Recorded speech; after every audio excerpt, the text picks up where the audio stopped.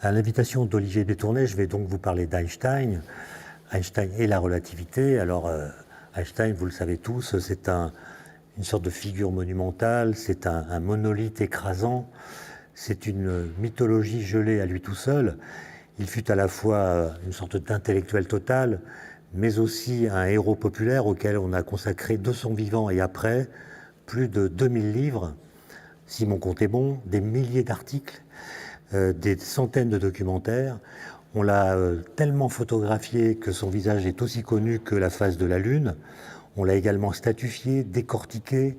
On a même découpé son cerveau en lamelles pour les analyser. Et en l'an 2000, c'est lui que parmi une liste impressionnante de grandes figures, les lecteurs du magazine Time ont choisi pour symboliser l'homme du XXe siècle. Einstein a travaillé sur énormément de sujets, la lumière bien sûr, l'espace et le temps, la gravitation. Il a aussi déposé des brevets, car il était aussi ingénieur. Et c'est bien sûr les travaux qu'il a menés sur la relativité, plutôt sur les relativités qui sont les plus connues. Et je vais essayer aujourd'hui de vous raconter comment ces deux théories, la relativité restreinte, qu'il a publiée en 1905, et la relativité dite générale, qu'il a publiée en 1915, se sont construites. Je parlerai évidemment de la fameuse formule E égale mc2, qu'il a également publiée en 1905. Et enfin, si j'ai le temps, j'évoquerai la posture d'Einstein vis-à-vis de l'espace et du temps, c'est-à-dire comment il avait tel ou tel rapport à la géographie, à l'endroit où il se trouvait. Et j'essaierai de vous convaincre que sa façon de considérer sa position dans l'espace obéissait aux principes qu'il avait mis au cœur de ces deux théories de la relativité. Alors je vais commencer l'histoire assez tôt, parce que l'histoire de la lumière est une histoire évidemment très ancienne, mais je commencerai par le début plutôt de la fin du XVIIe siècle, lorsque Newton affirme, et tout le monde le croit, que la lumière est une sorte de mitraille constituée de corpuscules qui se déplacent dans l'espace vide. Autrement dit, Newton considère que la lumière est un phénomène physique de nature corpusculaire. Ce sont des petites billes qui se déplacent dans l'espace. Mais un siècle plus tard, au début du XIXe siècle, à la suite d'expériences qui sont menées par Thomas Young en Angleterre ou bien Augustin Fresnel en France, s'impose peu à peu l'idée que la lumière est un phénomène non pas corpusculaire, comme l'avait cru Newton, mais ondulatoire. Et la preuve, c'est que la lumière est capable de produire ce qu'on appelle des interférences. La lumière est capable de s'ajouter à elle-même, soit de façon constructive, soit de façon destructive, ce qui donne lieu à des interférences. Et dans la foulée de cette découverte capitale, les physiciens se mirent presque tous à croire en l'existence de ce qu'ils ont appelé un éther emplissant tout l'espace et empêchant par là même l'espace d'être totalement vide. Alors pourquoi est-ce que l'éther était si nécessaire à leurs yeux? Eh bien à cause précisément de la nature de la lumière, ondulatoire donc, d'autant plus que la théorie de Maxwell, formalisée au cours des années 1860, était venue démontrer de façon formelle que la lumière est bel et bien un phénomène ondulatoire, mettant en jeu des ondes électromagnétiques se propageant à la vitesse de la lumière. Donc la lumière est constituée d'ondes qui se propagent à la vitesse de la lumière. Or, à cette époque, une onde était systématiquement considérée comme une entité physique qui progresse en faisant vibrer quelque chose du milieu dans lequel elle se propage. Par exemple, au passage d'une vague, phénomène ondulatoire par excellence, c'est l'eau qui vibre, ou plus exactement la surface de l'eau, ce qui permet à la vague qu'elle porte de se propager. Dans le cas de la lumière, pensaient les physiciens, ce qui vibre à son passage, c'est l'éther qu'on appelait luminifère, c'est-à-dire l'éther porteur de la lumière. Et ils supposaient que cet éther emplissait la totalité de l'espace, jusque dans ses moindres recoins. L'espace newtonien n'était donc plus vide. Et la question qui se posait évidemment, c'était de quoi cet éther est-il fait? A-t-il une structure? Est-il constitué par exemple de petits ressorts qui vibrent? Était-il plutôt solide, plutôt élastique? Avait-il une masse non nulle? Et après quelques hésitations, une première conclusion s'est imposée. La théorie de Maxwell, la théorie électromagnétique, laissait entendre que l'éther ne ressemblait à aucun matériau connu. Il était sans masse, il était invisible, il était dépourvu de viscosité, et en fait, et en définitive, il n'avait qu'une seule propriété fondamentale. Il devait être absolument immobile. Donc l'éther était une sorte de cadre fixe, présent partout dans l'univers.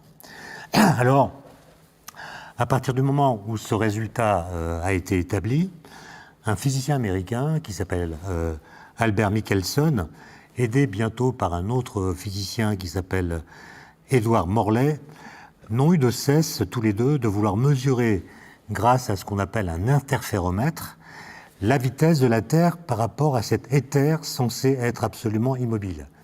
L'idée, c'est que si l'éther est immobile, la Terre, elle, se déplace par rapport à lui. Question, quelle est la vitesse de la Terre par rapport à l'éther? Et ils ont fait des expériences par lesquelles ils tentaient de voir comment les mouvements de notre planète dans l'espace pouvaient mesurer la vitesse de la lumière mesurée dans un laboratoire terrestre. Et les résultats de leurs mesures furent toujours négatifs. Ils n'observèrent jamais la moindre variation de la vitesse de la lumière, quelle que fût la direction de l'interféromètre, ce qui laissait entendre que la vitesse de la Terre par rapport à l'éther était nulle. Et cette conclusion, évidemment, les a mis dans l'embarras. Est-ce que ça voulait dire que la Terre était immobile par rapport à l'éther, et donc elle était absolument immobile, comme l'éther? Ou bien est-ce que c'était le signe que l'éther était lui-même entraîné par la Terre? Mais alors, pourquoi spécialement par la Terre et pas par un autre objet céleste? Et il se trouve que dans les années qui ont suivi, on est là en 1880 à peu près, trois physiciens, ont proposé séparément une formule compatible avec la drôle de cinématique que semble avoir la lumière. Le premier, c'est un professeur de philosophie naturelle et expérimentale à Dublin qui s'appelle George Fitzgerald, qui publie en 1889 des formules qui rendent compte de la cinématique bizarre de la lumière. Un peu plus tard, en 1892, un physicien hollandais qui s'appelle Hendrik Lorentz publie les mêmes formules à Leyde, en Hollande. Et un peu plus tard, le mathématicien français Henri Poincaré publie les mêmes formules. Et ces formules étaient assez bizarres parce qu'elles conduisaient à modifier la loi de composition des vitesses. Les vitesses ne se composent plus en s'ajoutant simplement, comme c'est le cas dans l'expérience quotidienne. Quand vous marchez sur un tapis roulant, eh bien, votre vitesse par rapport au sol, c'est la vitesse de votre marche par rapport au tapis, plus la vitesse du tapis par rapport au sol. On ajoute les vitesses. Et là, il semble que pour la lumière, ça ne marchait pas de cette façon. Il s'agissait d'une combinaison un peu plus subtile que la simple addition, et on nomma ces formules les transformations de Lorentz. Et ces transformations ont pour curieux effet de mélanger les coordonnées d'espace et de temps. Lorsqu'on passe d'un référentiel à un autre, le temps semble, d'après ces formules, se transformer partiellement en espace et l'espace partiellement en temps, ce qui contredit les principes de la physique de Newton, par exemple. Alors, les physiciens, bien sûr, ont noté cette bizarrerie, mais elle ne les tourmentait pas outre mesure. À leurs yeux, les formules de Lorentz n'étaient qu'une sorte d'outil, de convention, permettant de lier entre eux des objets en mouvement relatif. Mais la structure de ces formules de Lorentz posait toutefois un problème philosophique gravissime, car elle semblait impliquer que les corps solides, qui se déplacent dans l'espace à des vitesses très grandes, non négligeables par rapport à la vitesse de la lumière, se contracteraient dans le sens de leur mouvement sous l'effet d'une sorte de pression exercée sur eux par l'éther luminifère. Autrement dit, lorsque les corps vont très vite, nous disent les formules, il semblerait qu'ils se contractent dans le sens de la propagation par une force mystérieuse exercée par l'éther luminifère sur ces corps. Et cette curiosité les embarrassait, mais ils ne lui accordaient pas une portée physique profonde. En fait, et c'est Einstein qui va le comprendre, je vous expliquerai comment, ces formules nous disent des choses essentielles sur le monde, et ces choses essentielles ne furent vraiment comprises que par Einstein en 1905. Pour interpréter correctement ces formules, il faudra renoncer à l'idée que l'espace et le temps sont absolus, et il faudra admettre que la contraction des longueurs n'est pas la conséquence d'un effet dynamique qu'exercerait l'éther, car ce dernier n'existe pas. En fait, cette contraction des longueurs est simplement un effet de perspective dans l'espace-temps. J'y reviendrai. Finalement, Lorentz et les autres, Fitzgerald et Poincaré, ont établi les lois mathématiques qui constituent le cœur de la théorie de la relativité restreinte, tout en se trompant sur leur interprétation physique. Alors, je vais remonter un peu dans le temps maintenant pour vous expliquer comment l'apparition de cet éther luminifère a fait entrer la physique en crise et comment Einstein a permis à la physique de sortir de cette crise. L'éther luminifère, je l'ai dit, devait posséder la propriété d'être absolument immobile. Or, ce statut très particulier contredisait l'un des trois principes de la physique de Newton, qu'on appelle la physique classique, qui traite de la dynamique des objets matériels et qui repose notamment sur ce qu'on appelle le principe de relativité. Ce principe de relativité, ce n'est pas Einstein qui l'a inventé. D'après les historiens, c'est plutôt Giordano Bruno, qui a été brûlé, comme vous le savez, en 1600, et il a été repris, sans que Bruno soit cité, par Galilée. Et Galilée le définit de la façon suivante, en deux phrases.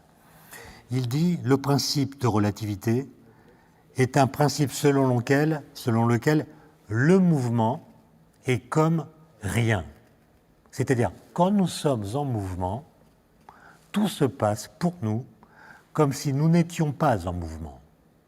Et il ajoute « L'immobilité est un mouvement partagé. » Par exemple, là, je suis immobile par rapport à cette table, mais cette table et moi-même, à l'heure où je vous parle, se déplacent à très grande vitesse autour du Soleil. Mais comme nous sommes dans le même référentiel, notre vitesse relative est nulle et nous partageons la même immobilité. Et ce principe de relativité, finalement, dit que les lois physiques ne sont pas modifiées par le mouvement. Si, par exemple, vous roulez à vélo à vitesse constante et en ligne droite, et si vous laissez tomber une pierre, celle-ci suivra par rapport à vous, c'est-à-dire par rapport au référentiel dans lequel vous vous trouvez, la même trajectoire que si votre bicyclette était à l'arrêt. Elle tombera à vos pieds, que vous soyez en mouvement ou à l'arrêt. Le principe de relativité implique donc qu'une stricte équivalence démocratique unifie tous les référentiels. Qu'un référentiel soit au repos ou en mouvement ne modifie en rien ce qui s'y passe, au sens où les phénomènes physiques y conservent la même allure et les lois physiques la même forme.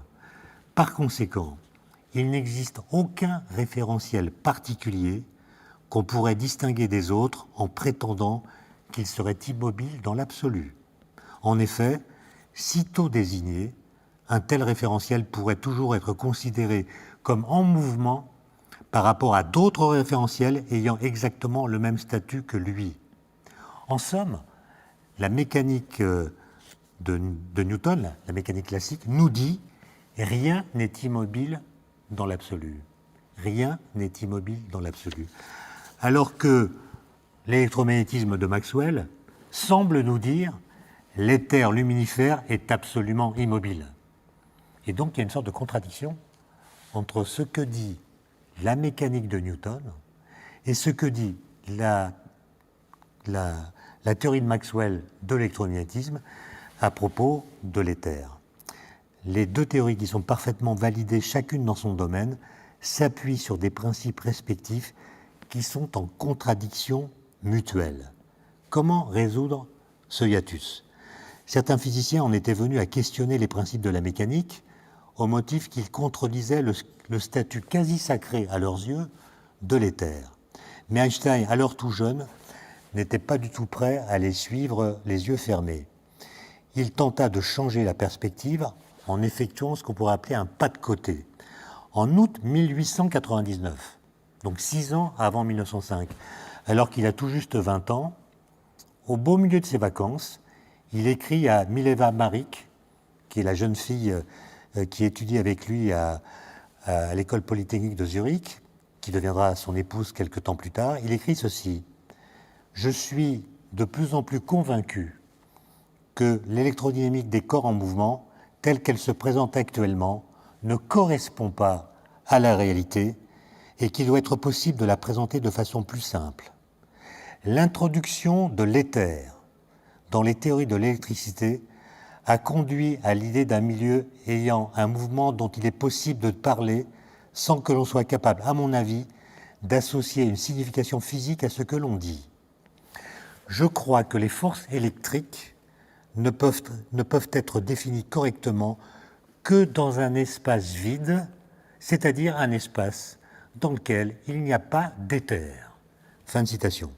Ça veut dire que dès cette époque, 1899, l'idée d'un éther luminifère était donc devenue problématique pour Einstein. En fait, Einstein, il avait déjà depuis longtemps mené une longue et persistante réflexion à propos de la lumière.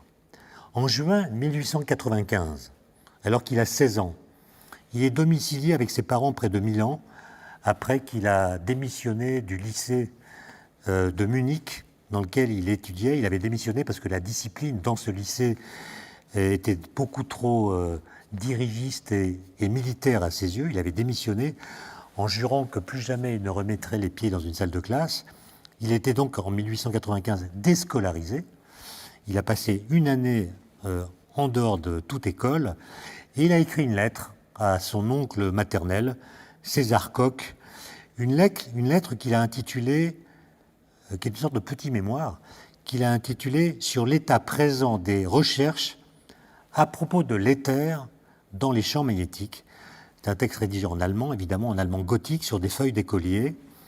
Et Einstein, qui n'a que 15 ou 16 ans, y énumère les sujets de recherche qu'il voudra explorer tout au long de sa vie, dit-il. Et tous ces sujets, dont il donne la liste, ont trait à la propagation de la lumière dans l'espace.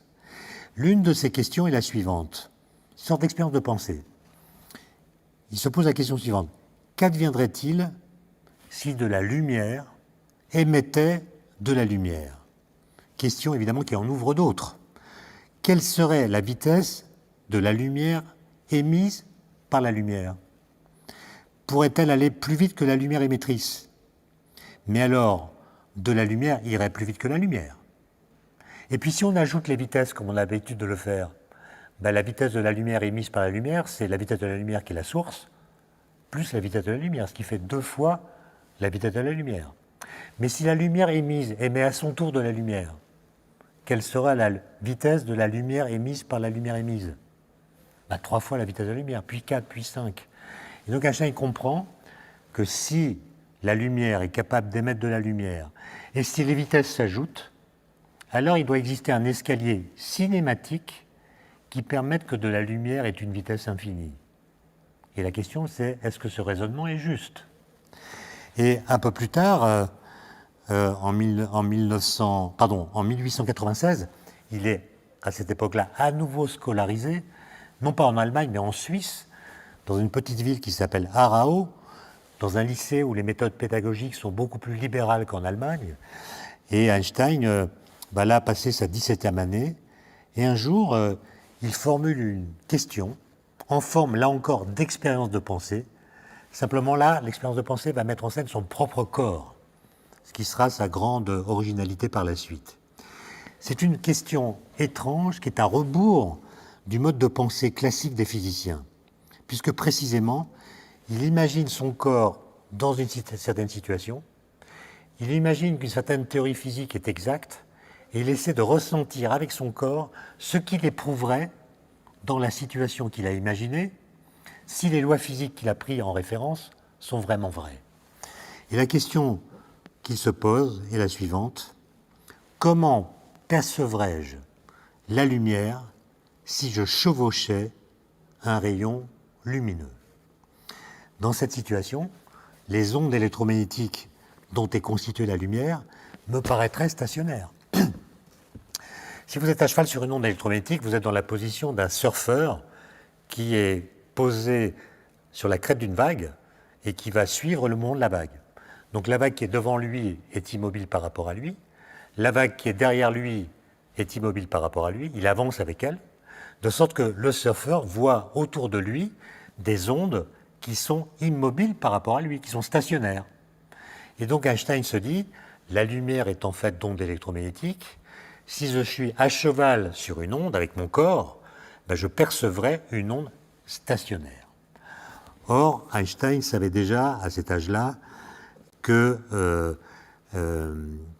les équations de Maxwell qui décrivent la propagation de la lumière n'ont pas de solution correspondant à ces situations stationnaires. Et donc Einstein se demande, est-ce que c'est mon expérience de pensée qui est impossible, ou est-ce que ce sont les équations qui disent qu'elle est impossible qui sont fausses? Et il va mettre 9 ans à régler ces problèmes, à réfléchir sur cette question. Et 9 ans plus tard, à Berne, en 1905, donc au mois de juin, il va publier un article qui va répondre à ces questions et qui contient ce qu'on appellera par la suite la théorie de la relativité restreinte. En fait, dans cet article, assez facile à lire, il contient assez peu de formules, il est rédigé un peu comme un brevet d'ingénieur. Einstein propose d'enterrer définitivement l'éther luminifère en affirmant que ce milieu mystérieux, inventé par les physiciens, est superflu. Et cette mise à mort conceptuelle va être l'un des ferments de cette théorie de la relativité restreinte. La lumière n'a besoin d'aucun support pour se propager dans l'espace. Contrairement au son, elle voyage par elle-même dans le vide. Elle est donc un phénomène physique à part entière, une vibration autonome et non plus l'ébranlement d'un milieu, l'éther, qu'elle traverserait en prenant appui sur lui. Einstein a compris que le véritable absolu dans cette affaire réside dans la lumière, plus exactement dans sa vitesse. La vitesse de la lumière est la même dans tous les référentiels, c'est-à-dire qu'elle est indépendante à la fois de la vitesse de sa source et de celle de l'observateur qui la mesure. Par exemple, si une voiture s'approche de moi tout phare allumé, je pourrais spontanément penser que la lumière qui m'arrive, qui est émise par les phares de la voiture, aura une vitesse égale à la vitesse de la voiture plus la vitesse de la lumière. Eh bien, Einstein nous dit non. Quelle que soit la vitesse de la lumière qui s'approche de moi, même si elle est très élevée, même si elle est proche de celle de la lumière, eh bien, la vitesse de la lumière que je mesurais, la lumière émise par les phares de cette voiture, sera toujours égale à la même valeur, qui est celle de la vitesse de la lumière. Autrement dit, la vitesse de la lumière est invariante par changement de référentiel. En disant cela, Einstein tenait les réponses aux 2 questions qu'il s'était posées pendant son adolescence, en Italie d'abord, à Milan, puis en Suisse, à Arao. Si de la lumière émettait la lumière, quelle serait la vitesse de la lumière émise? Réponse, celle de la lumière. Pourquoi? Parce que la lumière va toujours à la vitesse de la lumière. Comment percevrais-je la lumière si je chevauchais un rayon lumineux? Réponse, cette situation est impossible. Pourquoi? Parce que la lumière va toujours à la vitesse de la lumière pour n'importe quel observateur. Et donc je ne peux pas être immobile par rapport à elle. Je ne peux pas la chevaucher, puisque quelle que soit ma vitesse dans l'espace, la lumière ira par rapport à moi à la vitesse de la lumière. Et si on lit attentivement cet article de juin 1905, on voit que la première partie du texte ressemble à une sorte de brevet d'ingénieur. D'ailleurs, il travaillait à l'Office fédéral de la propriété intellectuelle de Berne, qui était une sorte d'office des brevets. Einstein parle par endroits à la première personne. Les calculs mathématiques sont élémentaires. Il n'y a pas de note infrapaginale. Il n'y a même pas de référence à quelque article ou expérience scientifique. l'auteur, qui se veut d'abord pédagogue, s'exprime comme s'il voulait former son lecteur, et il ne discute que de processus physiques extrêmement simples, tels que le comportement des horloges, des règles graduées et des corps en mouvement libre. Et les questions qu'il pose, dès la 2e page, sont d'une naïveté désarmante. Par exemple, il pose cette question: qu'est-ce que je veux dire quand je dis que tel train arrive ici, dans cette gare, à 7 heures? Et le pire, c'est qu'il répond. Il fait comme si les lecteurs vont apprendre grâce à lui ce que veut dire lire l'heure sur une montre. Il répond: eh bien, cela signifie que le passage de la petite aiguille de ma montre sur le chiffre 7 et l'arrivée du train à quai sont des événements simultanés. Bon, on pourrait se demander, mais pourquoi est-il si important de rappeler cette évidence qui est à la portée d'un enfant de 5 ans? En réalité, Einstein progresse en posant des questions simples, en répondant, puis en voyant comment la réponse engendre de nouvelles questions simples, en y répondant, etc., sans jamais lâcher le morceau. Par exemple, il se demande ensuite, mais qu'est-ce que ça veut dire que d'annoncer que le train va arriver à 7 heures à la gare, si moi je ne suis pas à la gare? C'est-à-dire si je suis à distance de la gare. Comment est-ce que je peux savoir l'heure qu'il est là-bas si je n'y suis pas? Et puis autre question, qu'est-ce que je veux dire quand je dis que le train va arriver à 7 heures à la gare, si moi-même je suis en déplacement par rapport à la gare? Voilà une question que personne n'avait jamais posée. Et donc en enfilant les unes derrière les autres des questions naïves, on peut arriver à des questions extrêmement profondes qui n'ont été examinées par personne auparavant.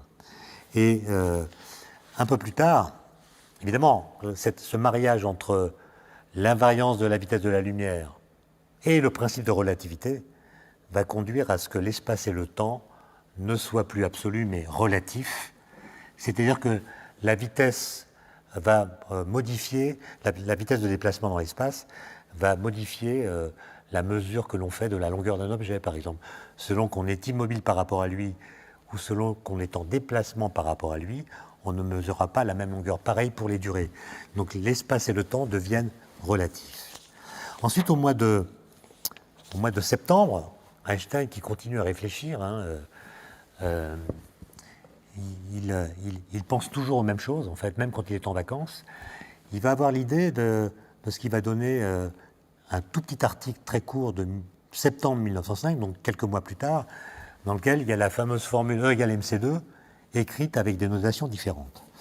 Alors, il se trouve que dans l'imaginaire collectif, la formule E égale mc2 est intriquée à 2 événements tragiques qui sont la bombe larguée sur Hiroshima, qui s'appelait Little Boy, le 6 août 1945, et 3 jours plus tard, le 9 août, la bombe Fat Man, larguée cette fois sur Nagasaki, et qui ont toutes les deux provoqué évidemment les désastres que vous connaissez.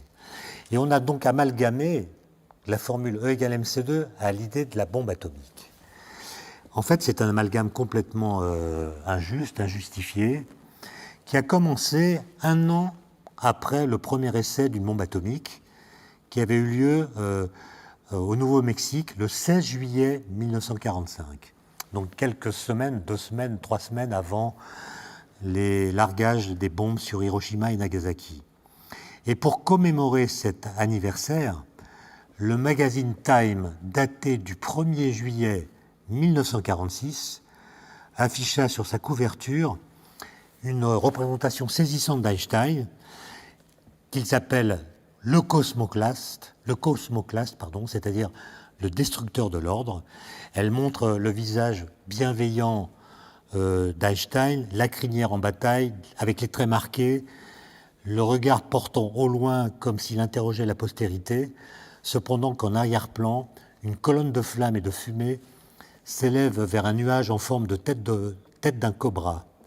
Et inscrite sur le nuage, il y a la formule E égale mc2, qui vient là symboliser le pacte faustien que la physique la plus théorique aurait conclu avec le mal le plus concret. Pourtant, E égale mc2 n'a ni plus ni moins de lien avec la bombe atomique qu'avec le craquement d'une allumette ou la chute d'un crayon à papier. Alors pour le comprendre, il faut revenir à l'année 1905. Einstein est épuisé par la rédaction de son article sur la théorie de la relativité qu'on qualifiera, je l'ai dit, de restreinte. Il a dû rester d'ailleurs alité pendant plusieurs jours durant le mois de juillet. Et à la fin, il finira par accepter la proposition de son épouse, Mileva, de partir en vacances. Il accepta cette proposition, donc, et les Einstein partirent avec leur fils Hans Albert à Titel, en Serbie, où Albert Einstein fit la connaissance de ses beaux-parents qu'il n'avait jamais rencontrés. Et ce voyage ne l'empêcha pas de continuer à développer le fil de sa pensée. Et entre deux promenades, il lui est apparu que le mariage de l'espace et du temps qu'il avait célébré au mois de juin engendrait un drôle de rejeton. Le principe de relativité associé aux équations de l'électromagnétisme indique que la masse d'un corps est une mesure directe de l'énergie qu'il contient. Et quelques semaines plus tard, en septembre donc, il adresse à la revue Annalen der Physik un article intitulé « L'inertie d'un corps dépend-elle de son mouvement ?» En à peine 3 pages, il offrait une démonstration générale de l'équation E égale mc2, qu'il n'est sans doute pas le premier à écrire, mais qu'il est le premier à comprendre. Imaginons, dit Einstein, un corps qui émet de la lumière, un corps qu'on chauffe, un morceau de métal par exemple qu'on chauffe. Comme vous le savez, un corps qu'on chauffe émet de la lumière, qui peut être de la lumière infrarouge, qui peut être de la lumière visible si la température est plus grande. Donc un corps chauffé émet de la lumière. Par ce processus, ce corps perd une certaine quantité d'énergie, exactement égale à celle qu'emportent les ondes électromagnétiques dont il est la source. Il émet des ondes électromagnétiques, de la lumière, qui a d'énergie, donc le corps perd de l'énergie. Les ondes électromagnétiques étant dépourvues de masse, on s'attend à ce que cette perte d'énergie ne s'accompagne pour le métal d'aucune perte de masse. Comment un corps pourrait-il perdre de la masse s'il ne rayonne rien qui soit massif? Ça, c'est ce que notre intuition nous indique. Mais ce que Einstein montre par le calcul, à partir des principes de la théorie de la relativité restreinte, c'est qu'en réalité, le corps perd de la masse du seul fait qu'il perd de l'énergie. Autrement dit, un corps peut perdre de la masse s'il émet de l'énergie, même si ce qu'il émet n'a pas de masse. Et plus précisément, et c'est ce que montre le calcul, si un corps perd une énergie E, il se débarrasse concomitamment d'une masse égale à E divisé par c au carré, où c désigne la vitesse de la lumière qui apparaît là parce qu'il a pris l'exemple de corps qui perdent de l'énergie en émettant de la lumière. Donc en écrivant l'équation qui décrit la lumière, il y a le c, la vitesse de la lumière qui apparaît, ce qui fait que cette constante c se retrouve dans la formule E égale mc2. Mais là où Einstein est différent des autres physiciens qui avaient utilisé la même formule, c'est qu'il va attribuer une portée universelle à sa formule en affirmant que la formule doit demeurer vraie même si aucune lumière n'intervient dans le processus par lequel le corps perd de l'énergie. Autrement dit, E égale mc2, où c est la vitesse de la lumière, demeure vraie, cette formule demeure vraie, même si aucune lumière n'est présente dans le processus en question. En conséquence, si un corps perd de l'énergie, sous n'importe quelle forme, que celle-ci soit lumineuse ou non, il perd aussi de la masse en vertu d'une formule faisant intervenir dans tous les cas la vitesse de la lumière. La vitesse de la lumière n'est donc plus seulement la vitesse de la lumière. Elle intervient de façon explicite dans tous les processus physiques y compris dans ceux dans lesquels la lumière elle-même ne joue aucun rôle. Elle change ainsi radicalement de statut. Avec Einstein, elle cesse d'être la vitesse de propagation d'un phénomène physique particulier pour devenir une constante universelle de la physique. Et encore plus, c'est que la masse, qui jusqu'alors ne mesurait que la quantité de matière contenue dans un corps, en vient à mesurer aussi son contenu en énergie. Tout corps massif se voit doté d'une énergie de masse, c'est-à-dire d'une énergie qu'il possède du seul fait qu'il est massif. La formule E égale mc2 indique explicitement que cette énergie de masse se calcule en multipliant la masse par le carré de la vitesse de la lumière. Dans cette opération, le statut de la vitesse de la lumière change une seconde fois. Elle se voit attribuer un rôle plus large que celui d'une vitesse associée à des déplacements, puisque l'équivalence qui s'établit là entre la masse et l'énergie ne fait aucune référence à aucun mouvement. Même immobile au repos, un corps massif contient de l'énergie, et la façon de mesurer cette énergie utilise une vitesse, alors même que ce corps est immobile.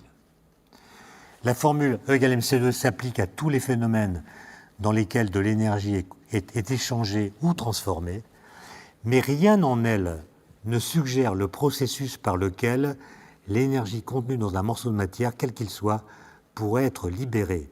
Autrement dit, il ne suffit pas de connaître l'uranium, ce qui était le cas en 1905, et la formule E égale mc2 pour penser à la bombe atomique.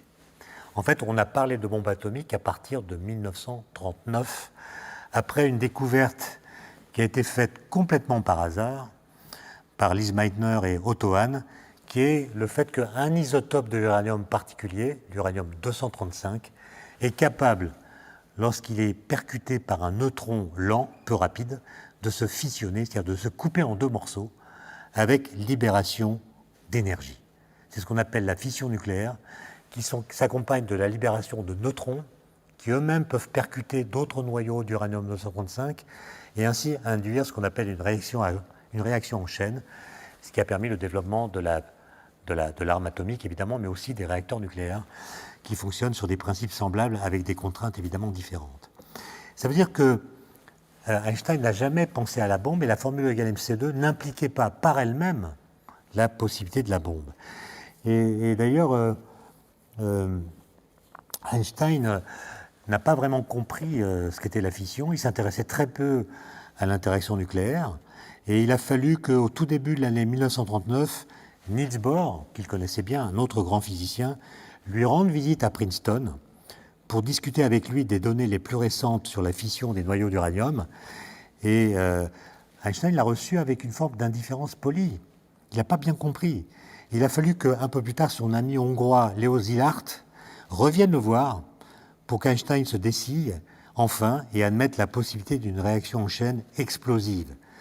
Et après avoir écouté Szilard, Einstein dira « Je n'y avais jamais pensé.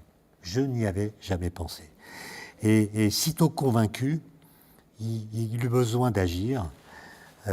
Et sachant Hitler capable de tout, surtout du pire, il voulut alerter le président des États-Unis du cataclysme que la fission de l'uranium et la réaction en chaîne pourraient causer.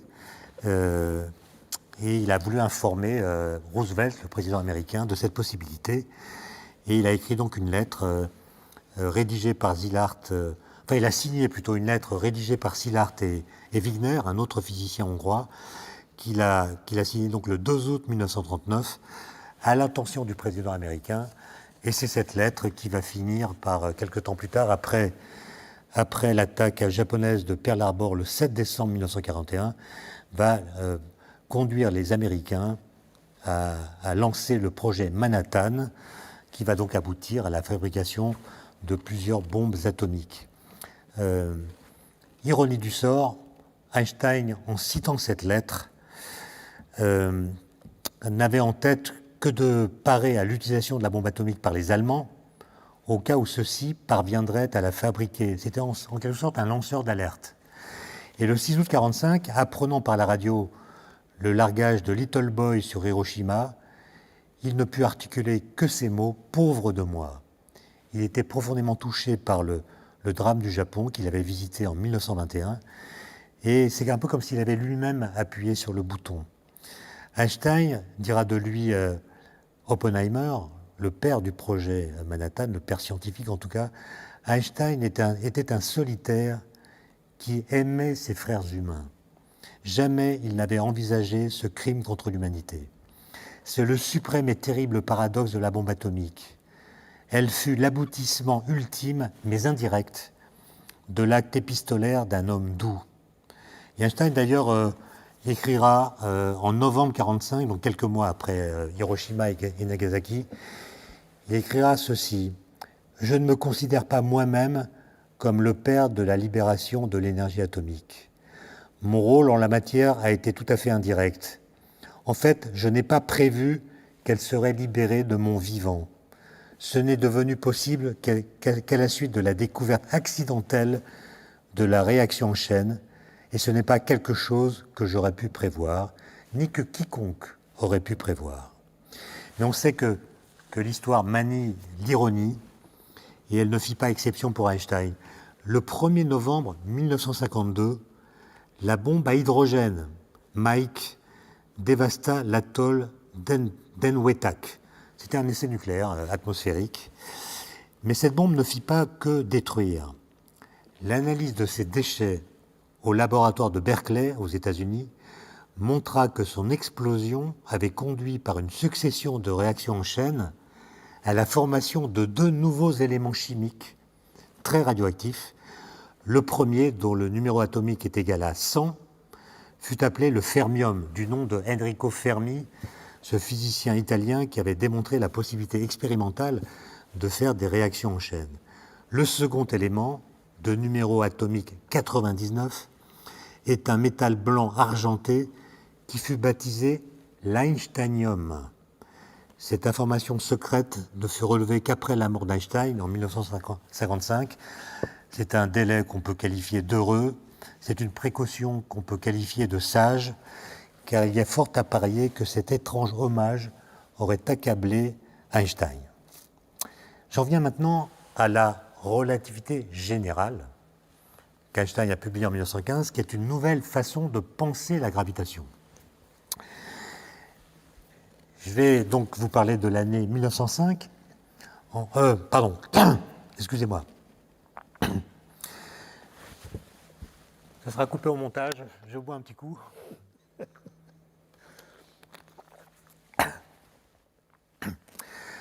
J'en viens à l'année 1907, donc 2 ans après la publication de la relativité restreinte. Einstein est toujours ingénieur à l'office des brevets de Berne, et il n'a toujours pas de poste à l'université.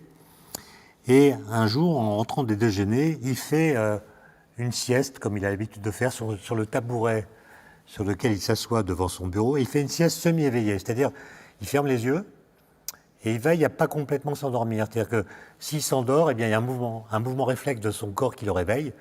Et comme ça lui permet de saisir les idées qu'il peut avoir dans cette sieste semi-éveillée, et il est capable de les saisir et d'en faire quelque chose. Il raconte que ce jour-là, un jour de novembre 1907, il a eu l'idée la plus heureuse de sa vie. Alors je le cite. « J'étais assis sur ma chaise, sur mon tabouret, dans le bureau des brevets à Berne, lorsqu'une idée m'est apparue. Si une personne tombe en chute libre, elle ne ressentira pas son propre poids. Je fus saisi. Cette pensée toute simple me marqua profondément. Mon excitation m'amena à développer une nouvelle théorie de la gravitation. » En fait, Einstein, qui là encore pense avec son corps, il imagine son corps en chute libre, il imagine qu'il tombe, et il essaie de comprendre ce que percevrait son corps s'il tombait en chute libre. Et il comprend que si on tombe, et si par exemple on a un livre à la main et qu'on le lâche, Galilée nous a expliqué que tous les corps tombent à la même vitesse, quelle que soit leur masse. Donc si je tombe avec ce livre à la main et que je le lâche, bien qu'il n'ait pas la même masse que moi, il va tomber à la même vitesse que moi. Donc ce livre qui tombe avec moi me paraîtra immobile. Je dirais qu'il est en lévitation. Autrement dit, je dirais qu'il ne subit pas la gravitation. Ce qui conduit à une analyse un peu bizarre. Quelle est la cause de ma chute? La cause de ma chute, c'est la gravitation. C'est la force qui me fait tomber. Cette force enclenche une accélération, la mienne, et cette accélération annule la gravité qui la provoque. Autrement dit, on est dans une situation où l'effet produit par une cause, la gravitation, annule les effets de cette cause. Et ça, c'est quand même très bizarre. Et Einstein en déduit, grâce à cette expérience de pensée, l'énoncé d'un principe qu'il va appeler le principe d'équivalence, qui est donc le résultat de l'idée la plus heureuse qu'il a eue au cours de sa vie. Autrement dit, on comprend là, en plus des exemples que j'ai cités tout à l'heure, qu'Einstein avait l'art de choisir le point de vue qui éclaire le mieux les concepts et les situations. Aussitôt, le réel se trouve haussé d'un cran et la pensée réalise une sorte d'ascension sur place. En l'occurrence, cette expérience de pensée amena Einstein à postuler qu'il y aurait une sorte d'identité formelle entre accélération et gravitation. Autrement dit, une accélération peut effacer un champ gravitationnel réel et elle peut aussi créer l'apparence d'un champ gravitationnel là où il n'y en a pas. En conséquence de ce principe, une personne se trouvant dans une cabine d'ascenseur sans fenêtre ne saurait dire si la cabine est au repos dans un champ gravitationnel ou si elle est hors de tout champ gravitationnel mais poussée dans une certaine direction avec une accélération constante. Dans les deux cas, cette personne sentirait ses pieds plaqués au plancher et si elle lâchait un objet, celui-ci tomberait exactement comme il le fait sur Terre.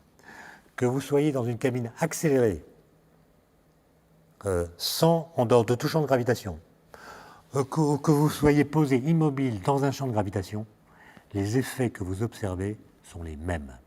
Une accélération équivaut à un champ gravitationnel.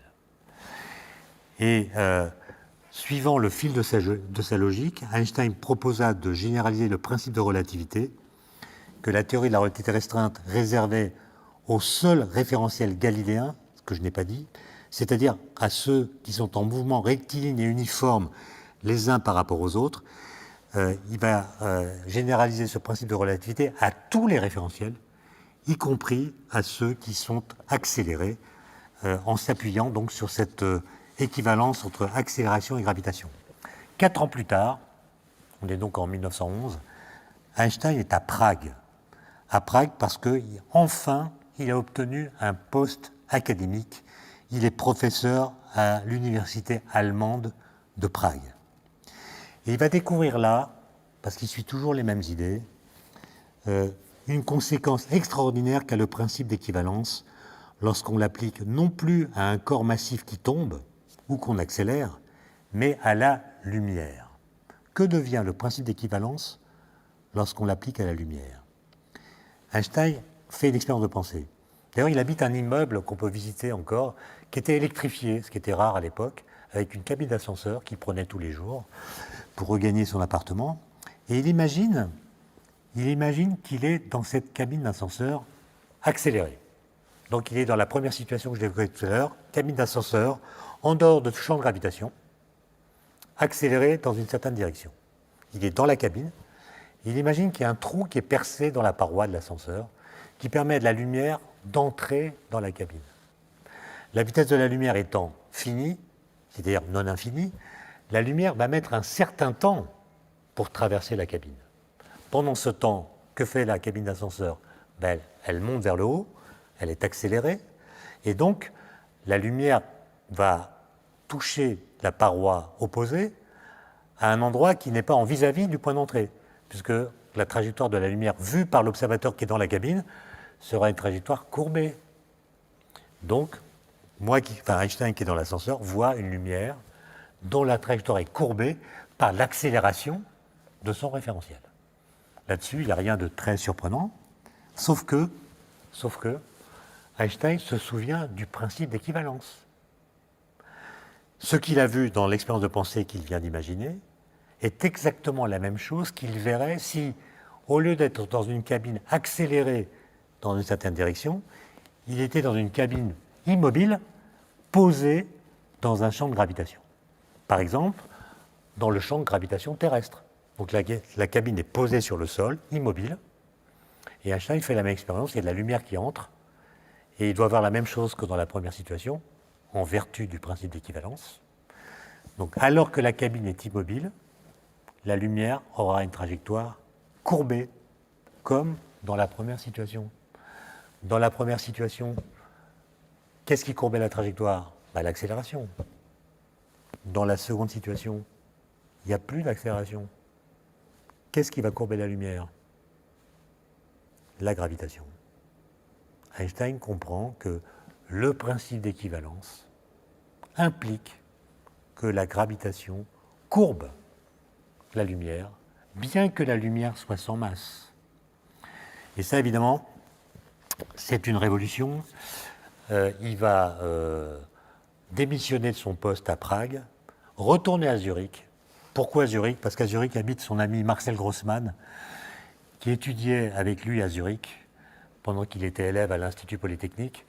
Et Grossmann, à la différence d'Einstein, ne séchait pas les cours de maths.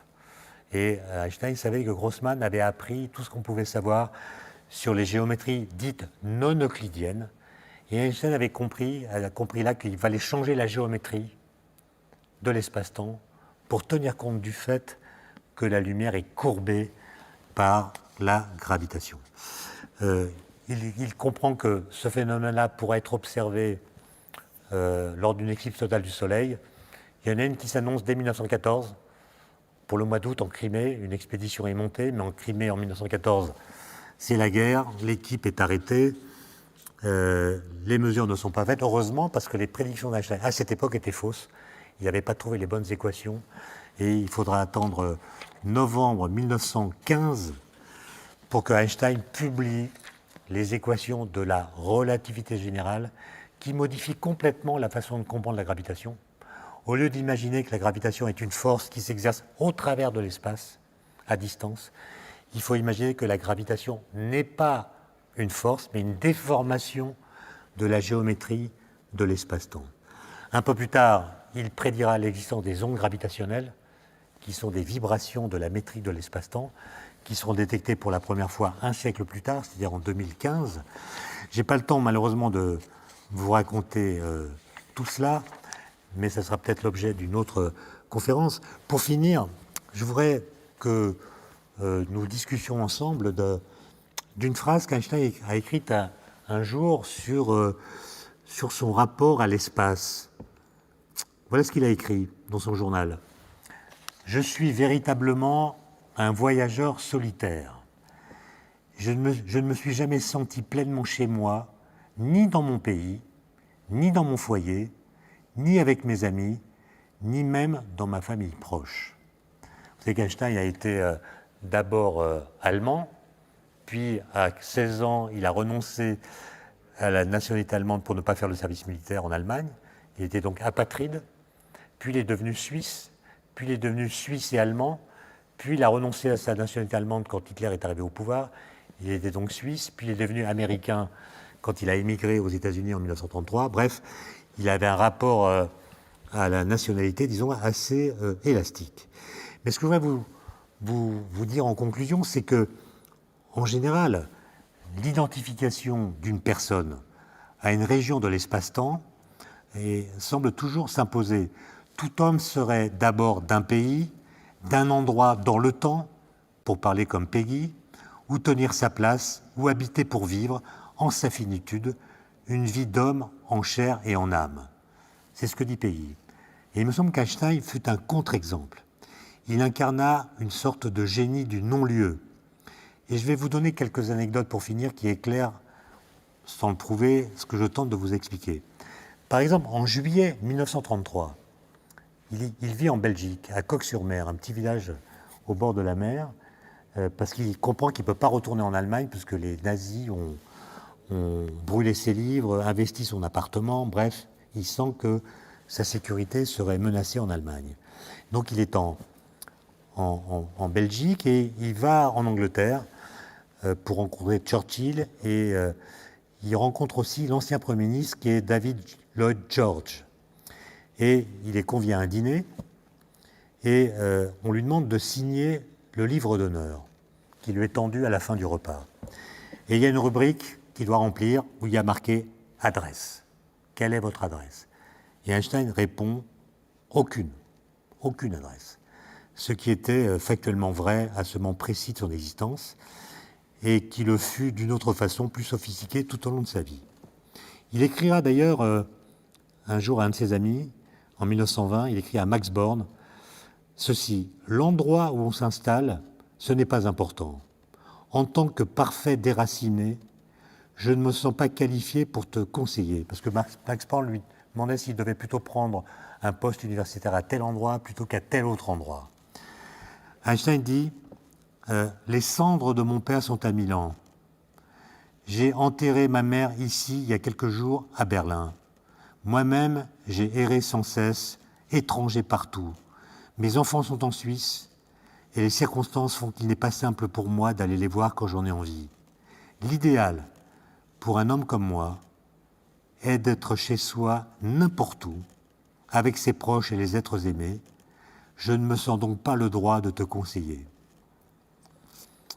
Donc ça veut dire que la géographie n'était pas dans ses priorités et ne le serait d'ailleurs jamais. En fait, Einstein obéissait sans doute aux principes fondateurs de sa théorie de la relativité générale qu'il ne cessait de répéter. Les coordonnées n'ont pas de sens physique. Tous les systèmes de repérage dans l'espace-temps sont équivalents. Qu'est-ce à dire? Que pour définir un événement dans l'espace-temps, on doit pouvoir utiliser n'importe quel système de coordonnées, autrement dit n'importe quel référentiel, sans que le choix effectué change la forme des équations de la théorie. En d'autres termes, aucun système de coordonnées ne peut être considéré comme spécial, fondamentalement différent des autres. C'est ce qu'on appelle l'invariance par difféomorphisme, qui invite à considérer que ce qui se passe dans l'espace-temps est finalement plus essentiel que le mode de description de l'espace-temps lui-même, qui est toujours arbitraire. Symboliquement transposé au cas d'Einstein, comment se traduirait cette invariance? Par un fait simple mais hégémonique. Ce qui avait lieu dans son esprit était beaucoup plus important à ses yeux que les coordonnées du lieu où il se trouvait être. Il y a d'ailleurs une anecdote qui est rapportée par l'un de ses premiers biographes qui s'appelle Philippe Franck, qui raconte ceci, une anecdote. Je me rappelle une visite au cours de laquelle nous décidâmes d'aller voir ensemble l'Observatoire d'astronomie de Potsdam. Nous étions convenus de nous y retrouver sur un certain pont. Comme je connaissais mal Berlin, je dis à Einstein que je ne pouvais pas garantir que je serais bien à l'heure. « Oh, me répondit-il, ce n'est pas grave, j'attendrai sur le pont, voilà tout. » J'insinuais, reprend Philippe Franck, j'insinuais que cela lui ferait perdre du temps. « Qu'à cela ne tienne, me répliqua Einstein, mon genre de travail peut se faire n'importe où. Pourquoi réfléchirais-je moins bien à mes problèmes sur ce pont que chez moi? Cette indifférence au contexte spatial n'a pas été sans incidence directe sur son rapport au temps, en vertu d'une sorte de transformation psychologique, enfin une sorte de transformation de Lorentz psychologique. Einstein n'était jamais pressé ni impatient. Enfin, dernière anecdote, qui est peut-être la plus savoureuse, en 1919, après l'éclipse du Soleil observée par Eddington, qui montre qu'effectivement la lumière est déviée par la matière, en l'occurrence par le Soleil, et bien la ville natale d'Einstein, Ulm, en Allemagne, donc, il y a une rue de la ville qui a été baptisée Einsteinstraße, la rue Einstein. Mais après 1930, les nazis ne purent supporter un tel honneur rendu à un juif célèbre. Et le jour de son élection, le premier maire nazi de la ville changea l'Einsteinstraße en la Fichtestraße, qui ne reprendra le nom d'Einstein qu'après la victoire des Alliés en 1945, pardon.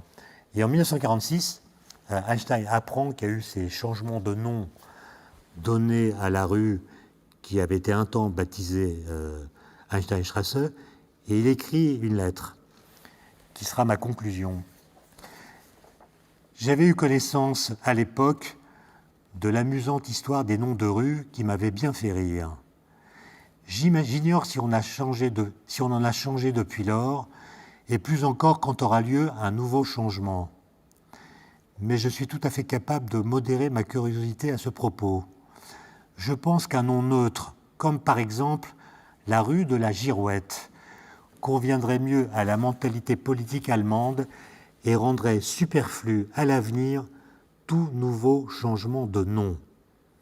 Fin de citation. C'était pour Einstein une manière à la fois drôle et profonde de dire le peu de cas qu'il faisait des conventions que nous utilisons pour nous repérer dans l'espace-temps. C'était aussi une façon très élégante de moquer les revirements de l'Allemagne à son endroit. Voilà, je vous remercie pour votre attention et j'essaierai, s'il y en a, de répondre à vos questions. Alors, justement, venez, cher Étienne. Nous allons prendre connaissance des questions que nos participants vont vous poser. Je les invite d'ailleurs à déposer ces textes sur YouTube pour que nous en prenions connaissance et que je les lise à haute voix. En attendant que la chose se produise, je voudrais, moi, vous poser une question, au fond, plus d'histoire, sur la réception des deux théories, de la relativité restreinte et de la relativité générale 10 ans plus tard. Est-ce que les contestations scientifiques ont été, dans chacun des deux contextes, importantes, et de quel ordre? Alors, il y a deux situations très différentes. En 1905, Einstein est très peu connu, même pas des physiciens. Et il s'attend à ce que ces articles soient très rapidement commentés. Ils ont été publiés dans la plus grande revue allemande, Annalen der Physik. Einstein était un inconnu, mais il a quand même publié en mars, avril et mai des articles très importants sur l'effet photoélectrique, l'atome. Et il s'attend à ce qu'il y ait des réactions. Et il n'y en a pas. Donc il a une sorte de, il le dit, une forme de dépression quand même. Et celui qui va le prendre au sérieux, c'est Max Planck, grand physicien, qu'on présente souvent comme étant le père fondateur de la mécanique quantique, qui va écrire à Einstein et qui va prendre au sérieux sa théorie et commencer à la propager dans le monde des physiciens. Donc ça sera une reconnaissance très lente, qui ne le vaudra jamais la grande célébrité. Il faut voir que la première fois qu'Einstein rencontre d'autres physiciens, théoriciens, c'est en 1909, en Allemagne. Il est invité à un congrès pour la première fois. Et il va rencontrer les grands physiciens en 1911 à Bruxelles, au premier conseil Solvay, qui est organisé par un industriel de la chimie, M. Solvay, qui rassemble dans l'hôtel Métropole à Bruxelles les plus grands physiciens de l'époque. Et Einstein, là, va faire connaissance de Poincaré, qui verra qu'une seule fois, la première fois, Marie Curie, Nernst, et beaucoup d'autres. Et puis pour la relativité générale, c'est un peu différent. Il l'a publié en novembre 1915, mais dès 1916, avec sa théorie, il calcule la trajectoire de Mercure, qui présentait une petite anomalie par rapport aux prédictions qu'on pouvait faire à partir des calculs de Newton. Il se trouve que le calcul d'Einstein permet de retrouver exactement, avec une précision effroyable, l'observation telle qu'elle avait été faite par les astronomes. Donc ça, c'est quand même une sorte de... C'est pas une preuve, mais c'est quand même une indication très forte que ces équations disent quelque chose d'intéressant à propos de la gravitation. Et puis, il y a la guerre, on est en guerre d'ailleurs en 1915, et en 1919, il y a une éclipse totale du Soleil qui est annoncée dans l'hémisphère sud, et un astronome anglais qui s'appelle Eddington, qui est un pacifiste. Il veut montrer qu'un physicien allemand, avec lequel son pays était en guerre, qui a contesté la théorie de Newton, physicien anglais, a raison. Autrement dit que la science permet un rapprochement des peuples. Il va monter 2 expéditions dans l'hémisphère sud pour observer cette éclipse. Ils vont mesurer la déviation du Soleil. Malgré une météo capricieuse, ils arrivent à faire des mesures correctes. Et ils observent une déviation qui est celle calculée par Einstein. Et ça va faire d'Einstein... Einstein va être à la une des journaux dans le monde entier. J'ai chez moi une petite collection de une en Europe, sauf en France, parce qu'il y a grève de la presse. Mais aux États-Unis, en Amérique du Sud, en Afrique, en Asie, Einstein est à la une des journaux. Et c'est là qu'il devient une personne qui a une sorte de statut qui est en dehors de la condition humaine. Et aujourd'hui, du point de vue scientifique encore, est-ce que certaines de ces théories sont contestées? Mais, excusez-moi d'être un peu radical, mais Einstein, quand il se trompe, il a raison. C'est-à-dire, prenez l'exemple de la mécanique quantique. Aujourd'hui, on entend partout dire Einstein s'est trompé sur la physique quantique. C'est pas vrai. Il s'est trompé sur la nature. Il s'est trompé sur la nature. C'est-à-dire, en 1935, avec 2 collègues, Podolsky et Rosen, il écrit un article incroyable de 4 pages, qu'on appelle l'article EPR, Einstein, Podolsky, Rosen, dans lequel il dit si la physique quantique est juste, et si elle est complète, alors elle prédit des phénomènes incroyables. Par exemple, 2 particles qui ont interagi restent corrélées à distance de façon très forte, ce qu'on appelle l'intrication quantique. Il a vu que la physique quantique prédisait ça. Il est le premier à le voir. Il y a eu des expériences faites dans les années 80 qui ont montré que ce phénomène existait. Einstein pensait qu'il était impossible. Ce qui lui servait d'argument pour dire que la physique quantique est incomplète. Il lui manque des ingrédients. Donc il s'est trompé sur la nature. Il ne pensait pas que la nature pouvait abriter de tels phénomènes qu'on qualifie de non séparables. Donc, vous voyez, il s'est trompé évidemment sur d'autres choses. Par exemple, pour ça, moi j'aimerais bien qu'il revienne, parce que j'aimerais bien qu'on lui montre des choses qui se sont faites depuis qu'il est mort, en 1955, qui réagissent. Par exemple, les ondes gravitationnelles. Il les a prédites, mais il était persuadé qu'on ne pourrait jamais les détecter. Et surtout, quand on les a détectées, on a pu comprendre qu'elles avaient été formées par la fusion de 2 trous noirs. Or, Einstein ne croyait pas aux trous noirs, qui étaient pourtant des solutions de son équation. Donc, on lui dit, voilà, on a trouvé des ondes gravitationnelles émises par des trous noirs, on les a détectées alors que tu pensais qu'on ne pouvait pas les détecter, et on sait qu'elles ont été produites par des fusions de trous noirs. Quelle est ta réaction? J'aimerais bien... Alors, on a une première question que je vous lis, là, vous l'avez en direct. L'invariabilité de la vitesse de la lumière est-elle seulement une simple affirmation de la part d'Einstein, ou cela a-t-il été mathématiquement démontré? On ne peut pas mathématiquement démontrer un résultat physique. Il faut... Les mathématiques, c'est la preuve mathématique qui sert de seul cadre de légitimité. On a démontré un théorème ou pas. Si on l'a démontré, c'est un théorème. Si on n'a pas pu le démontrer, c'est une conjecture. Bon. En physique, on est 2. Il y a la théorie, il y a l'expérience. C'est une sorte de sexualité qui, comme disait Feynman, diffère de l'onanisme. On est 2. Il y a le réel, il y a les théories qui prétendent le décrire. Il faut ajuster les 2. Et dans le cas d'Einstein, on n'a jamais vu d'expérience qui réclame qu'on modifie ce principe d'invariance de la vitesse de la lumière. Il n'a jamais été démenti par une expérience. On peut imaginer, d'ailleurs que ça a été fait dès 1911, on peut imaginer que la constante qui intervient dans E égale mc2, le C qui est là, soit pas le même que celui qui intervient dans la métrique de l'espace-temps. Oui. On aurait donc une théorie avec 2 constantes. Mais c'est possible, c'est déjà prêt. Mais on n'a jamais eu besoin d'utiliser ces 2 constantes. Une seule a suffi jusqu'à maintenant. Très bien. Que nous disent alors ces théories sur l'origine de notre planète? Est-ce qu'elles nous disent quelque chose? De la planète? Oui. Rien. Rien. Rien. Et sur l'origine de l'univers, c'est autre chose. Voilà, de l'univers, d'une part. Mais... Alors, là, on est reparti pour longtemps. Mais oui, la relativité générale, elle a ceci d'incroyable, qu'elle permet de considérer que l'univers n'est plus l'enveloppe un peu bizarre, mal définie, qui contient tous les objets physiques, les étoiles, les galaxies, etc., l'univers devient lui-même un objet physique. C'est-à-dire que l'univers a des propriétés qu'il doit à lui-même et qui ne sont pas déductibles des objets qu'il contient. Par exemple, la courbure généralisée de l'univers, c'est une propriété de l'univers. Ce n'est pas une propriété de quelque chose qui est dans l'univers. Okay.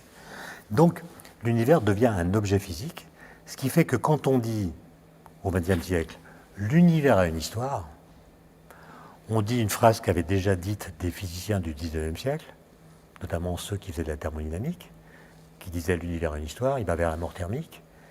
Mais dire l'univers a une histoire au XXe siècle, en s'appuyant sur la théorie d'Einstein, c'est pas la même chose que dire l'univers a une histoire au XIXe siècle.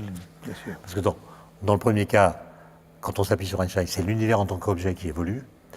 Au XIXe siècle, c'est les objets qui sont dans l'univers qui ont une histoire. C'est pas la même chose. Et là, on sait que l'univers observable, il a une histoire, il est en expansion.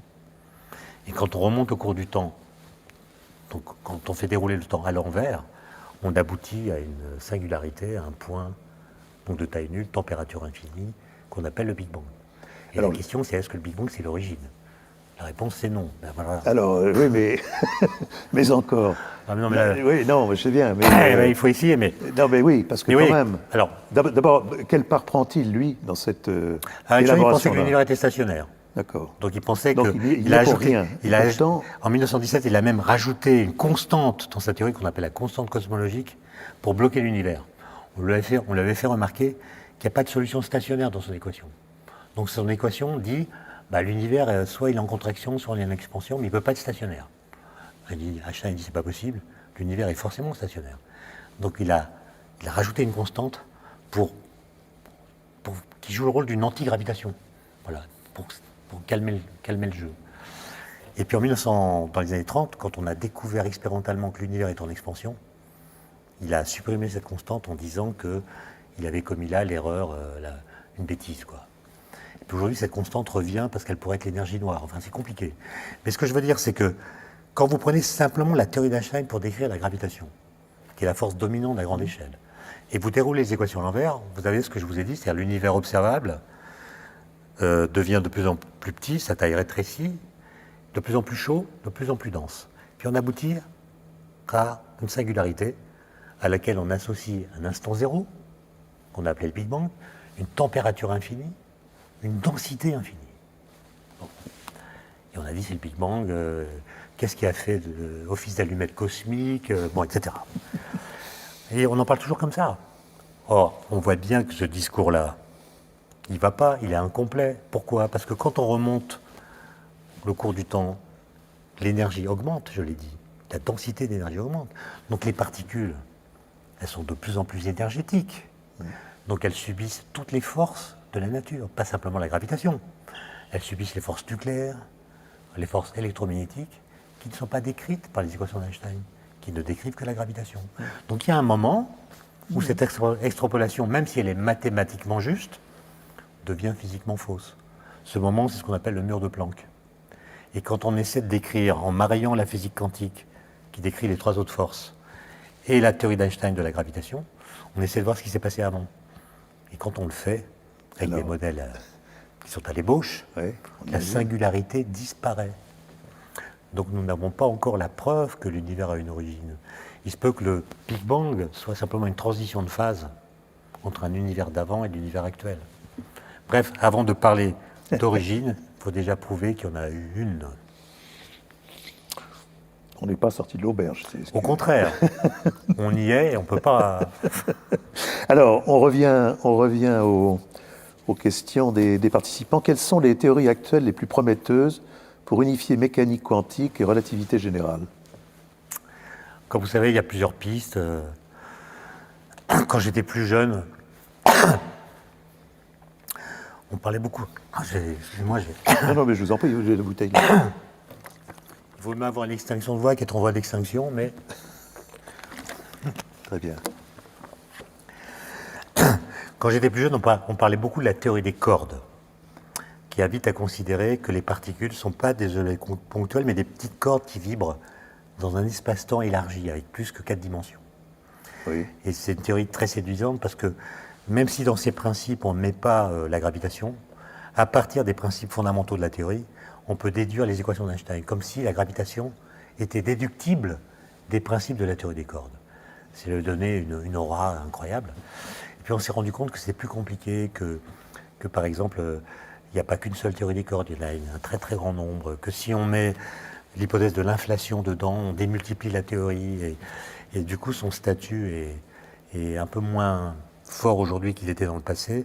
Il y a des gens qui la contestent, les gens qui font de la gravité quantique à boucle. Et donc, si vous voulez, le problème de l'unification de la théorie quantique et de la relativité générale, c'est moins peut-être un problème théorique d'avoir les bonnes idées. Il y a beaucoup d'idées. La question, c'est comment les tester. C'est-à-dire comment trouver des situations expérimentales ou observationnelles dans lesquelles on serait obligé de tenir compte à la fois de la gravitation et des autres interactions, parce que le phénomène en question mettrait en jeu les quatre forces. Et ça, on n'a pas. Parce qu'en général, quand on fait de la physique des particules, on regarde les forces nucléaires ou électromagnétiques, il n'y a pas de gravitation, elle est négligeable. Et quand la gravitation est dominante, on peut oublier les effets quantiques. C'est comme si l'univers des physiciens s'était décorrélé. Alors que dans l'univers primordial, cette décorrélation ne peut pas avoir lieu. Les quatre forces jouent ensemble. Et donc je me pose la question de savoir si un jour on aura accès à des énergies suffisamment élevées pour tester les théories de gravité quantique ou les théories d'unification de la relativité générale et de la mécanique quantique. Et ça ne se fait nulle part dans le monde. Ah non, la machine la plus puissante, c'est le LHC, Oui. le collision du CERN, qui va augmenter son énergie grâce à des modifications de la machine, mais on a gagné un ordre de grandeur sur l'énergie. C'est pas suffisant. Il faut aller soit près d'un trou noir, soit au mur de Planck, ce qui coûterait très cher aux contribuables. Alors, est-il possible de voyager à la vitesse de la lumière si on en croit la théorie d'Einstein? Non. Sauf si on est une particule de masse nulle. Mais par exemple, imaginez que je sois doublé sur ma gauche par un photon, par de la lumière qui va donc à la vitesse de la lumière. Je cours après. Je cours. Je cours à une vitesse qui finira, parce que je suis un super-héros, une vitesse qui va s'approcher de la vitesse de la lumière. Donc intuitivement, je me dis, mais le photon va à la vitesse de la lumière, moi je vais à une vitesse qui est proche de celle de la lumière. Donc l'écart de vitesse entre le photon et moi, c'est peu de choses. Il va plus vite que moi, mais quand même, je ne suis pas mauvais.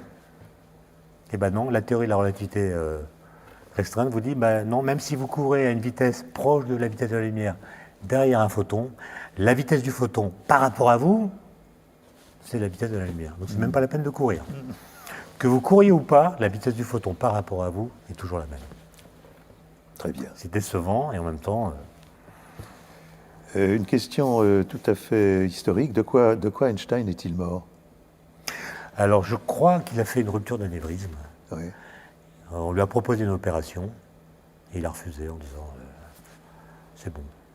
Il est mort en 1955, il avait 76 ans. Oui. Et voilà. Donc le cerveau. Et le cerveau, il a fait l'objet de... Alors je ne sais pas où était l'anévrisme. Peut-être. Mais c'est un cerveau qui avait quand même... Alors justement, il a été examiné, il a été oui, alors, étudié, il a été fantasmé aussi pour toutes sortes de raisons. Oui. Et où est-ce qu'on en est? Alors, moi, je n'ai pas vraiment étudié le dossier. Ce que je sais, c'est qu'Einstein avait demandé à ne pas être enterré parce qu'il ne voulait pas être l'objet d'un culte. Donc, ses cendres ont été dispersées. Mais un médecin, désobéissant aux dernières volontés d'Einstein, a prélevé son cerveau. Il l'a mis dans le formol et ensuite, il a été analysé à différents endroits, je crois, coupé en lamelles, avec l'idée que la structure de son cerveau serait peut-être indicatrice de l'origine de son génie. Évidemment, on n'a rien trouvé de spécial, si ce n'est que c'était un cerveau un peu plus léger que la moyenne. Ce qui est fondamentalement très, très satisfaisant et très encourageant. Très bien. En tout cas, tous les fantasmes qui ont tourné autour de ça, évidemment, n'ont pas de fondement. Je veux dire, moi, je ne me suis pas intéressé, mais je ne crois pas que ce soit vraiment intéressant. Très bien. Très bien. Écoutez, j'en vois une dernière, mais je ne comprends pas très bien.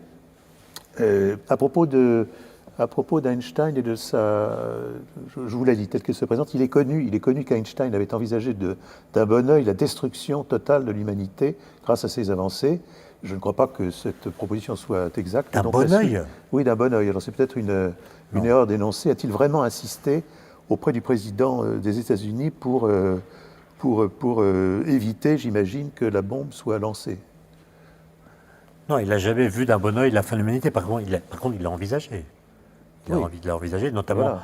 quand il a milité contre les bombes atomiques pendant la guerre froide. Et quand il écrit à Einstein, comme je l'ai dit, il ne dit pas du tout à Roosevelt, faites la bombe. Il dit, en fait, j'ai le texte, je pourrais vous le laisser ou le lire. Il dit, c'est un lanceur d'alerte. Il dit, voilà, les Allemands sont en train de prendre de l'uranium ici ou là. Ils ont d'excellents physiciens. Les travaux d'Enrico Fermi, de Joliot-Curie et d'autres montrent qu'une bombe atomique est possible. Elle pourrait être dévastatrice. Je vous informe de cette possibilité. En quoi est-ce que ça montre qu'il rêve de la destruction de l'humanité? Personne ne Non, croit il a ça. été un lanceur d'alerte. Et d'ailleurs, Roosevelt, qui ne lit la lettre Einstein, enfin Szilard, Wigner et Einstein voulaient que la lettre soit transmise par Lindbergh, l'aviateur. Oui.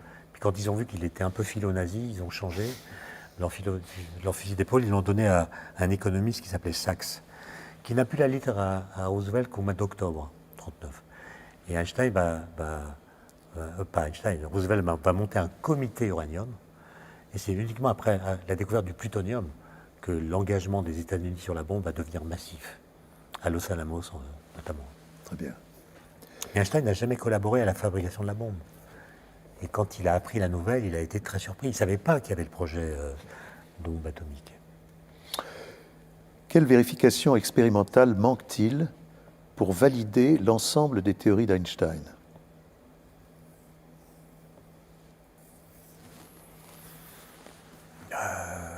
Là, il y a déjà beaucoup. Simplement, il y a un petit doute. C'est que... Est-ce qu'on y travaille toujours? Je veux dire par là que vous, par exemple, vous travaillez là-dessus sur des programmes? Non, mais il y a un grand problème. Il y a deux problèmes aujourd'hui. C'est l'unification, comme ça a été dit, gravitation, mécanique quantique, qui ont des espaces-temps complètement différents, qui ont des vides complètement différents. Le vide quantique n'a rien à voir avec le vide de la relativité générale. On ne voit pas comment l'univers pourrait avoir deux vides différents. Parce que s'il y en avait deux, ça veut dire que le premier serait dans le second, donc le second serait plus vide. Bien sûr. Un vide ne peut pas contenir un autre vide. Donc il y a des problèmes de cohérence comme ça. Ensuite, l'espace-temps n'est pas le même. Celui de la relativité générale est courbé, il est déformé par ce qu'il contient, par la dynamique, par l'énergie, par la masse. Celui de la relativité restreinte ou de la mécanique quantique, il est statique. Rien ne peut l'affecter en quelque sorte. Donc il y a ces contradictions-là. Et puis surtout, quand on regarde la dynamique des galaxies, on voit que cette dynamique semble régie par les équations d'Einstein de la gravitation, aussi bien le mouvement des galaxies sur elles-mêmes que leur mouvement relatif, à condition de mettre dans les équations plus de matière, de masse que celle qu'on voit. D'où l'hypothèse d'une matière noire qui agirait gravitationnellement sur les objets sans qu'on la voie. Puis on ajoutait à cela ce qu'on appelle l'énergie noire, qui serait le moteur de l'accélération de l'expansion de l'univers. Ça veut dire que, voilà, dans l'univers, il y a des choses agissantes, mystérieuses. Mais là encore, est-ce qu'on n'est pas dans la métaphore? Je veux dire par là, est-ce qu'on est, enfin, vous le dites très bien, l'expérimental est presque inatteignable aujourd'hui. Oui, mais à ces niveaux-là. Alors, est-ce qu'on n'est pas dans la métaphore, mais nécessaire et peut-être très utile pour les découvertes futures? Quand il y a un désaccord entre ce que prédit une théorie et ce qu'on observe, il y a deux solutions. Soit vous dites que la théorie est fausse, il faut la remanier pour qu'elle rende compte de ce qu'on observe comme ça.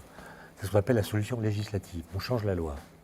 Soit, solution dite ontologique, on imagine qu'il y a dans l'univers des choses qu'on n'a jamais vues, qui, si elles existent, rétablissent l'accord. Quand je parle de matière noire, je choisis implicitement la solution ontologique. Je dis qu'il y a une matière inconnue qui agit gravitationnellement, et comme elle existe, ça fait que les équations d'Einstein sont valides. Mais il y a des gens qui disent non.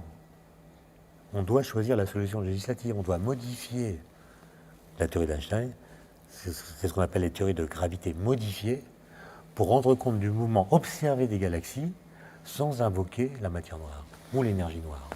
Eh bien, on ne sait pas qui a raison. Ça, c'est un vrai débat philosophique. Oui, Ben, c'est un débat épistémologique. Et épistémologique. Et on ne sait pas à l'avance qui a raison. Et il se développe, il est actif ce débat. Très actif. Oui. Bah oui. Mais géopolitiquement, comment ça se... C'est même le grand débat de l'astrophysique. Oui. Et d'ailleurs, au CERN, avec le LHC, on va chercher des particules de matière noire, des candidats possibles. Donc il y a beaucoup de débats, c'est même l'essentiel des débats de l'astrophysique. De quoi est faite la matière noire si elle existe? Et si elle n'existe pas, comment décrire les observations? Il y a des logiques géopolitiques, je veux dire par là que certaines cultures scientifiques de telle relève sont plus proches de telle ou telle... Non, il y a des communautés, mais elles ne sont pas nationalisées. Elles sont pas, non. Il n'y a pas... non, il pourrait y avoir des choses... Non, la communauté des astrophysiciens et cosmologistes, elle est partagée. Mais ce n'est pas des partages nationaux ou culturels, je ne pense pas. Très bien. Je ne pense pas, mais il faudrait faire une enquête. Merci, cher Étienne Klein. Merci vraiment de votre participation brillante et très, très stimulante.